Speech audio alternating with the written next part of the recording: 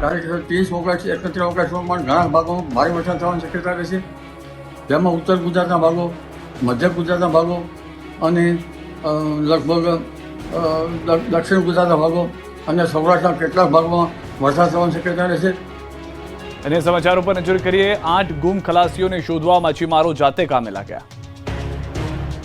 અમરેલીના જાફરાબાદના દરિયામાં 8 ખલાસી ગુમ થઈ ગયા છે, જેને શોધવા માટે કોસ્ટગાર્ડની ટીમ રાત દિવસ મહેનત કરી રહી છે. ત્યારે પીપાવાવ કોસ્ટગાર્ડની શોધખોળ બાદ હવે માછીમારો જાતે શોધખોળ શરૂ કરી ચૂક્યા છે. દરિયામાં સ્થિત સામાન્ય થતા માછીમારો શોધખોળમાં લાગ્યા છે. જાફરાબાદના 10 જેટલી બોટ માલિકો દ્વારા મધ દરિયે અલગ અલગ ટીમો બનાવી જાતે શોધખોળ શરૂ કરાઈ. લાપતા ખલાસીઓને શોધવા કામે લાગ્યા. લાપતા ખલાસીઓને દરિયામાંથી ગમે તેવી સ્થિતિ વચ્ચે પણ શોધી બહાર લાવવા માછીમારો મક્કમ બન્યા. જે દરમિયાન દીવના દરિયા કિનારા નજીક થોડા દિવસ પહેલા શિપમાંથી કન્ટેનરો દરિયામાં પડ્યા હતા, તે કન્ટેનરો દરિયામાં બહાર આવ્યા. નસવાડીના ગામડાઓમાં કોઝવે તૂટી જતા લોકો નદીના પાણીમાંથી પસાર થવા મજબૂર. છોટાઉદેપુરના ડુંગર અને જંગલ વિસ્તારોમાં વર્ષો જૂના લો લેવલ કોઝવે જર્જરિત બનતા સ્થાનિકોની સ્થિતિ કફોડી બની છે.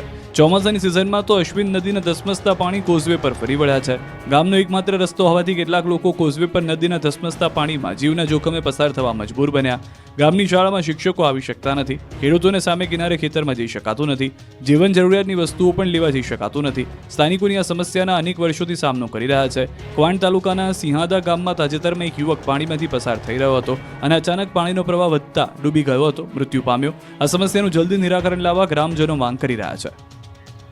આમ આદમી પાર્ટીમાં વધુ એક ભંગાણ. કોંગ્રેસ છોડીને આપમાં જોડાયેલા ચેતન રાવલે આપમાંથી આપી દીધું રાજીનામું. કોંગ્રેસનો હાથ છોડીને ઝાડુ પકડનાર ચેતન રાવલે હવે આપમાંથી પણ રાજીનામું આપી દીધું છે. કોંગ્રેસ છોડીને આપમાં આવેલા ચેતન રાવલે રાજીનામું આપી દીધું. હવે તેઓ ફરીથી કોંગ્રેસમાં વાપસી કરી શકે છે તેવી અટકળો ચાલી રહી છે.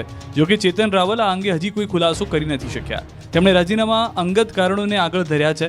ચેતન રાવલે આપના પ્રદેશ પ્રમુખ ઈસુદાન ગઢવીને રાજીનામું આપ્યું છે, જેમાં તેમણે લખ્યું છે કે હું અંગત કારણોસર આમ આદમી પાર્ટીમાંથી તાત્કાલિક અસરથી રાજીનામું આપું છું. ચેતન રાવલ ગુજરાતમાં પૂર્વ ગૃહમંત્રી સ્વર્ગીય પ્રબોધ રાવલના પુત્ર છે. ચેતન રાવલ અમદાવાદની 2 બેઠક પરથી વિધાનસભાની ચૂંટણી લડી ચૂક્યા છે. તેઓ ગુજરાત પ્રદેશ કોંગ્રેસના મહામંત્રી અને પ્રવક્તા રહી ચૂક્યા છે. આ સાથે અમદાવાદ શહેર કોંગ્રેસના પ્રમુખ પણ રહી ચૂક્યા છે. અમદાવાદ શહેર કોંગ્રેસના ઇન્ચાર્જ પ્રમુખ પણ રહી ચૂક્યા છે. વર્ષ 2022ની ચૂંટણી પહેલા જ્યારે તેમણે કોંગ્રેસમાંથી રાજીનામું આપ્યું હતું. ગુજકો માસોલની 64મી વાર્ષિક સાધારણ સભા મળી. પ્રથમવાર વર્ષમાં 10,000 કરોડથી વધુનું ટર્નઓવર. ગાંધીનગરમાં ગુજરાત સ્ટેટ કોઓપરેટિવ માર્કેટિંગ ફેડરેશનની 64મી વાર્ષિક સાધારણ સભા મળી. ગુજકો માસોલના chairman Dilip Sanghani, vice chairman Bipin Patel, ધારાસભ્ય અને સહકારી આગેવાન જયેશ રાદડિયા અને મુખ્યમંત્રી ભૂપેન્દ્ર પટેલની અધ્યક્ષતામાં વાર્ષિક બેઠક મળી, જેમાં આખા વર્ષના હિસાબ કિતાબોની ચર્ચા થઈ. ગુજકો માસોલના ઇતિહાસમાં સૌ પ્રથમવાર સંસ્થાએ ચાલુ વર્ષે 2024-25માં 10,275 કરોડનું ટર્નઓવર કર્યું. આ પ્રસંગે સીએમ ભૂપેન્દ્ર પટેલે કહ્યું કે સરકારના ધોરણો અનુસાર 20% જેટલું ઊંચું ડિવિડન્ડ આપીને આજે ગુજકો માસોલ રાજ્યની એક મહત્વપૂર્ણ સહકારી સંસ્થા બની છે. તો મુખ્યમંત્રી ભૂપેન્દ્રભાઈ પટેલના દિશા નિર્દેશ હેઠળ ગુજકો માસોલ દ્વારા રાજ્યમાં 1 ડિસ્ટ્રિક્ટ 1 ક્રોપ અંતર્ગત દરેક જિલ્લામાં એક પ્રોસેસિંગ યુનિટ ઊભું કરવામાં આવશે તેવી જાહેરાત કરવામાં આવી. નસવાડીમાં ધક્કાગાડી બની એસટીની સલામત સવારી. જોર લગા કે હૈસા ના નારા નસવાડીમાં, જ્યાં સલામત સવારી બની ધક્કાગાડી.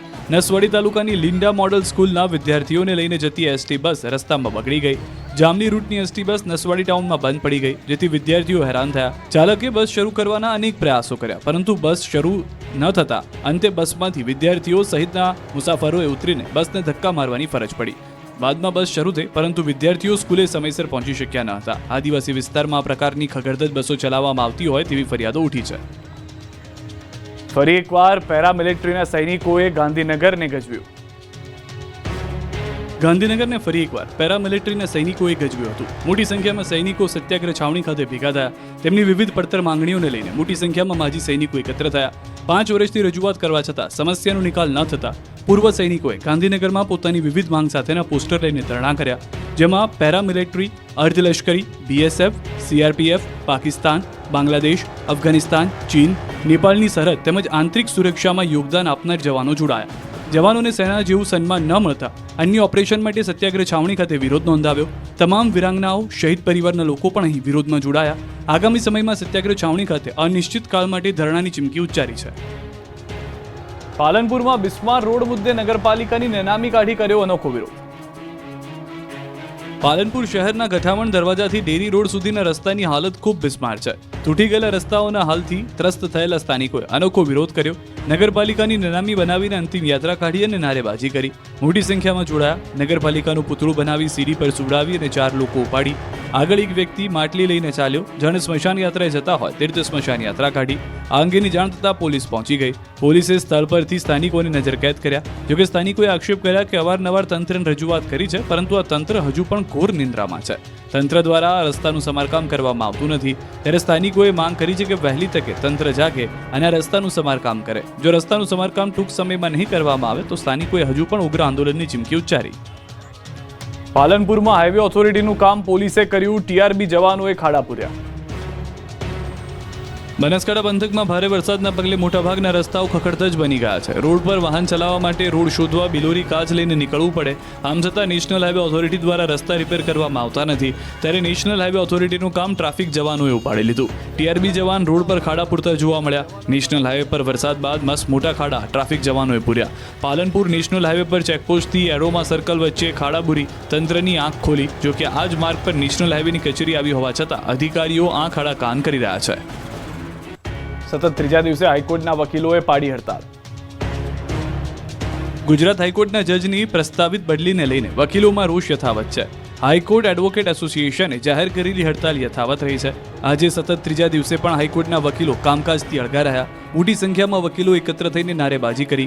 કામકાજથી અળગા રહીને વિરોધ પ્રદર્શન કર્યું. હાઈકોર્ટના ગેટ નંબર 2 બહાર વકીલો એકત્ર થયા. પ્રતિનિધિ મંડળે હાઈકોર્ટના જજની પ્રસ્તાવિત બદલી મુદ્દે પોતાની રજૂઆત પણ કરી.